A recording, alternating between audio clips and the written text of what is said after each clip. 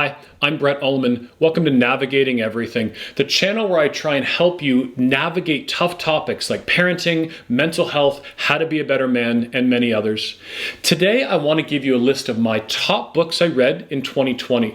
Now, these books are not all from 2020. They're books that I read in 2020. I'll actually link in the description below the Amazon links to all these books for you so you can go and look at their descriptions later. Book number 1 is Fair Play by Rodsky. This was my favorite book I read this year and one I think many men will not want to read, but I would encourage you to. It challenges people to evaluate to have a better domestic balance in our houses.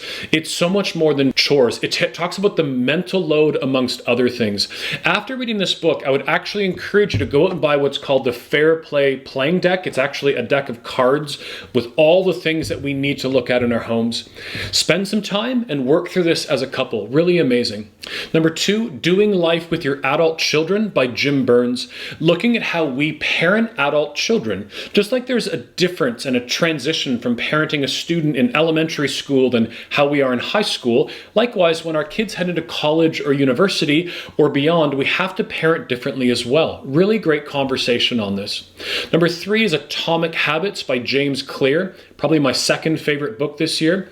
Looking at how we can make habits in our lives stick. We all want to do things better, eat better, exercise, whatever. The hard part is actually making these habits in our lives. And so this book does a really good job. Book number 4 is Upstream by Dan Heath. The main principle here is to look upstream and see why things are happening. Too often we put out fires in our life without looking upstream to see why those fires are occurring. It's a brilliant principle we can apply to so many areas of our life, our faith, and our work and others. Book number 5 is The Third Door by Alex Banayan. This is Alex's 7-year quest to talk to the world's most successful people and learn from them. Really great learning from some of the best minds on earth. Number 6 is The 5 Love Languages of Men by Chapman. I assume most of you have heard of the 5 love languages. The idea that we all receive love in different ways and then we should also give love in different ways, right? Love someone how they want to be loved, not how you want to be loved. The 5 are words of affirmation, acts of service, receiving gifts, quality time, and physical touch. The version of this book that I'm looking at here is from the perspective of men. And I've been doing a lot of research on a talk called Men Navigating Everything. So I really enjoyed this book in this season of my life. Number 7 is The Vanishing American Adult by Sasse. I speak to parents and I challenge parents not to overparent their kids. This book looks at the consequences of overprotecting and coddling our kids. I think all parents should read this one. Book number 8, 9 Thoughts That Can Change Your Marriage by SHEILA. SHEILA is a Christian blogger and podcaster who talks about sex.